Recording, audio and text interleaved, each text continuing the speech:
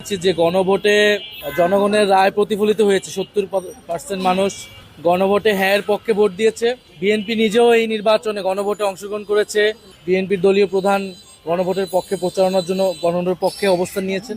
এখন তারা সংবিধানের দোহাই দিচ্ছে, সংবিধানের দোহাই দিয়ে তারা গণভোটের আদেশকে অস্বীকার করছে। কিন্তু আমরা সাম্প্রতিক সময় কিন্তু দেখেছি এই যে স্বাধীনতার ঘোষক, এই ঘোষক নিয়ে কিন্তু একজন ইউএনওর বিতর্কের মুখে পড়লেন, যেখানে আমাদের সংবিধান অনুযায়ী স্বাধীনতার ঘোষক শেখ মুজিবুর রহমানকে বলা আছেন, জিয়াউর রহমানকে সংবিধান অনুযায়ী কেউ স্বাধীনতার ঘোষক বলতে পারে না। ফলে সংবিধান তাদের ইচ্ছা মতো তারা কোথাও মানতেছেন, কোথাও মানতেছেন না। এই দ্বিচারিতা জনগণের সামনে অলরেডি উন্মোচিত হয়েছে। ফলে আমরা আমাদের আহ্বান থাকবে যে অতি দ্রুত তার সাথে গণভোটের গণরায়কে মেনে নিয়ে সংবিধান সংস্কার পরিষদ তৈরি করা, সেখানে সকল সংস্কারগুলো বাস্তবায়ন করা।